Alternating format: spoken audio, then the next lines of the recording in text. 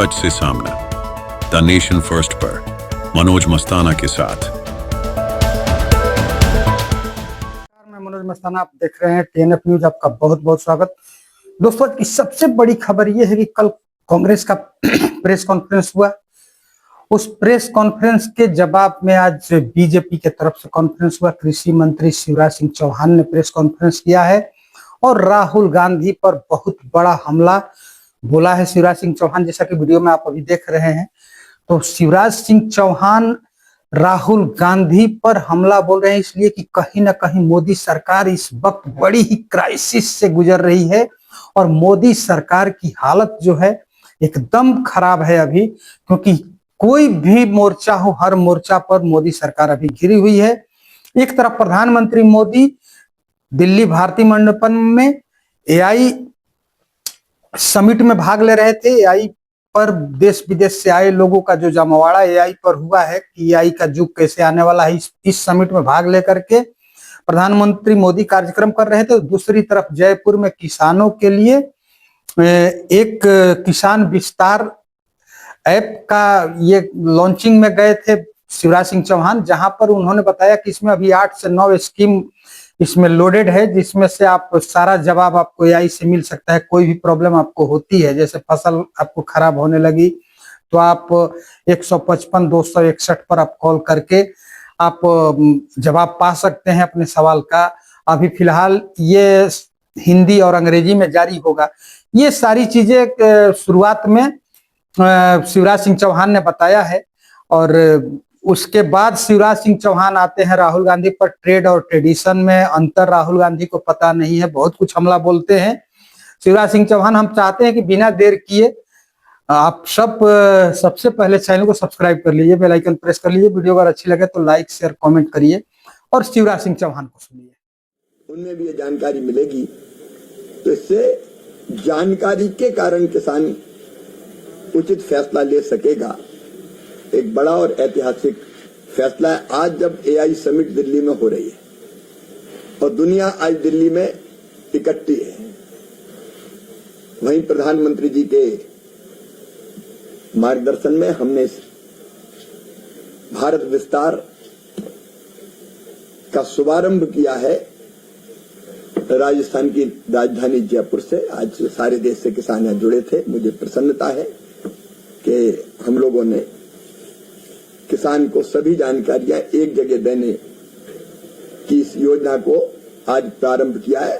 उसमें जानकारियां लगातार जुड़ती जाएगी। एक तरफ तो प्रधानमंत्री जी के नेतृत्व में लगातार किसानों को सुविधाएं देने की अनेकों योजनाएं चला के हम किसान की जिंदगी को आसान बनाने की कोशिश कर रहे हैं। वहीं दूसरी तरफ कांग्रेस और कांग्रेस के नेता और हमारे विरोधी दल, विशेषकर मैं कांग्रेस की बात करूंगा, वो लगातार झूठ बोल रहे हैं, भ्रम फैला रहे हैं। राहुल जी पॉलिटिशियन तो है पार्ट टाइम, लेकिन फुल टाइम ड्रामेबाज। उनको ट्रेड और ट्रेडिशन की समझ नहीं है और ट्रेड ट्रेडिशन और टेक्नोलॉजी उनको समझ में भी नहीं आती। संसद के इतिहास में ऐसा विपक्ष हमने कभी नहीं देखा कि झूठी बातें और लोकतंत्र की सारी मर्यादाओं को समाप्त करके बस केवल झूठ बोलते रहो। मैंने आज किसानों की सभा में भी कहा और यहां भी मैं मीडिया के सामने राहुल जी से कुछ प्रश्न पूछ रहा हूं। राहुल गांधी, पहली चीज तो ये बताएं कि स्वामीनाथन कमेटी ने ये सिफारिश की थी कि लागत पर 50% मुनाफा देखकर ही MSP तय होनी चाहिए। तब इनकी कैबिनेट में एक कैबिनेट नोट है और पार्लियामेंट में भी ये कहा कि ये नहीं किया जा सकता क्योंकि इससे बाजार विकृत हो जाएगा और इनकार कर दिया। कभी 50% लागत पर जोड़कर MSP घोषित नहीं की। लागत पर 50% मुनाफा जोड़कर MSP घोषित करने का काम किया तो प्रधानमंत्री नरेंद्र मोदी जी की सरकार ने किया। क्यों नहीं किया राहुल गांधी? जवाब दें। मैं ये भी पूछना चाहता हूं राहुल जी से कि जब यूपीए की सरकार थी, चीनी का रिकॉर्ड उत्पादन हुआ था मनमोहन जी जब प्रधानमंत्री थे। बफर स्टॉक बनाने की जरूरत थी, बफर स्टॉक नहीं बनाया और उसको सुरक्षित रखने के बजाय निर्यात करने की छूट क्यों दी? उत्पादन ज्यादा था तो भंडारण नहीं किया और जब दाम गिरे तो किसानों को बचाया नहीं गया और निर्यात हुआ तो देश देखे नहीं गए। क्यों नहीं देखे? 36 रुपया किलो चीनी आयात की और 12.5 रुपए किलो में निर्यात की। ये कौन सा व्यापार है? ये भी राहुल गांधी को बताना पड़ेगा। मित्रों, केवल इतने ही नहीं, 9 और 10 में जब यूपीए की सरकार थी, तब जब हमारे पास हमारा भारत का नागरिक 20 रुपया किलो आटा खरीदने को मजबूर था, उस समय उसको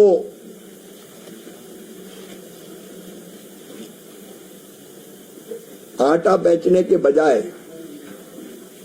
12 रुपया 51 पैसे प्रति किलो के हिसाब से विदेश निर्यात क्यों किया? कि ये फैसला कुछ खास लोगों को फायदा पहुंचाने के लिए किया गया था? जब देश की जनता महंगाई से परेशान थी तो सस्ता अनाज बाहर क्यों बेचा गया? बाहर बेच के किसका भला किया? उनको यह भी बताना चाहिए कि जब कांग्रेस की सरकार में हमारे अन्न के गोदाम भरे हुए थे और अनाज गोदामों में सड़ रहा था,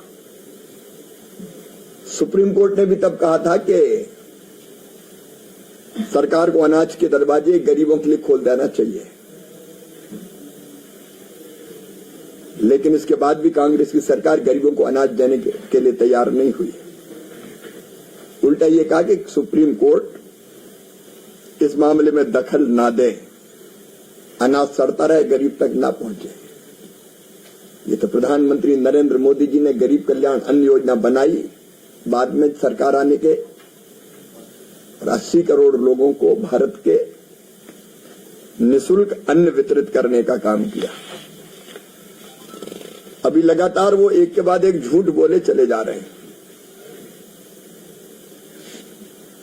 मैं कहता हूं जोर देकर,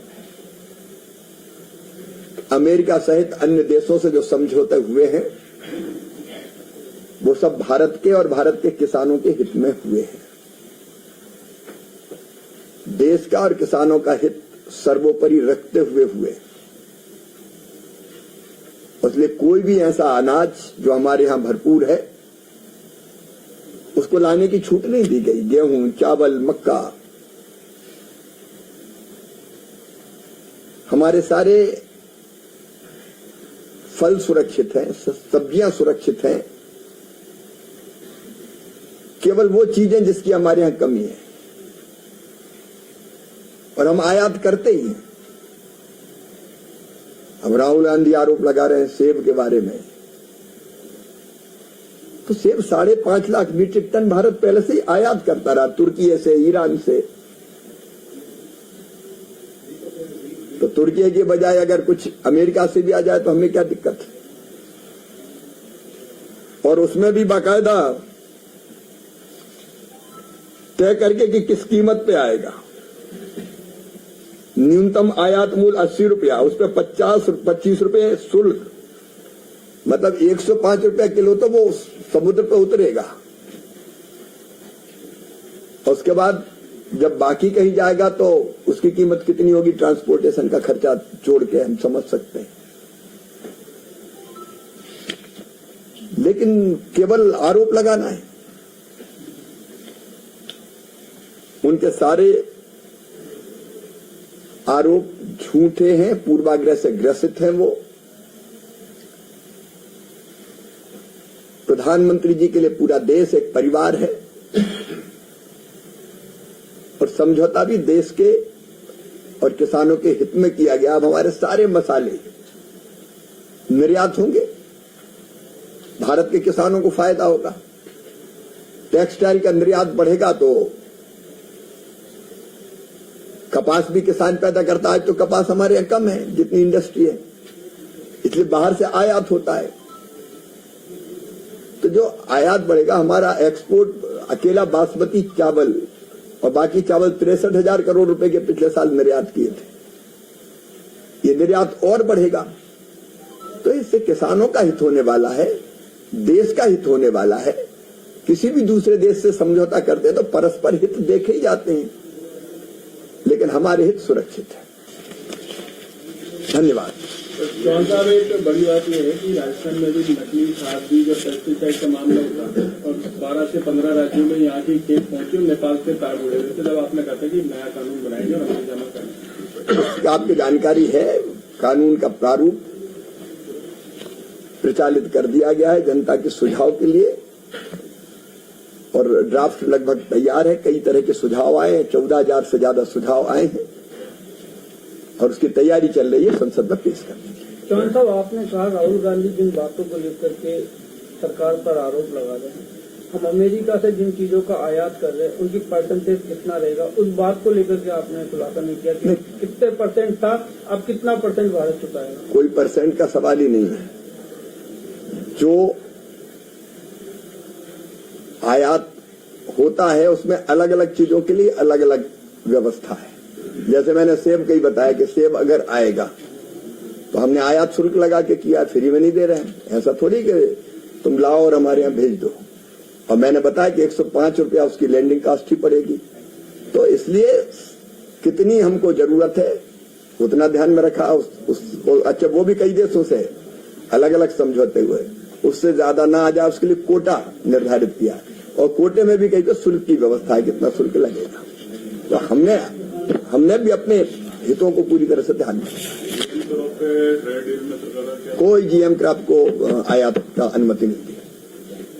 बहुत बहुत धन्यवाद। अब तो शिवराज सिंह चौहान का आप सुन रहे थे, क्योंकि आज के डेट में सबसे बड़ी सच्चाई ये है कि भारतीय जनता पार्टी को कांग्रेस पार्टी पिछले इस फरवरी महीना में इस तरह से परेशान की है कि भारतीय जनता पार्टी बिखरते दिख रही है। टॉप लीडर की हम बात कर रहे हैं दोस्तों। आप देखिए, एक तरफ से अमित शाह को देखिए, पूरे बजट सेशन में सीन से गायब रहे अमित शाह। जब सेशन चल रहा था तो अमित शाह सैकड़ों मील दूर थे।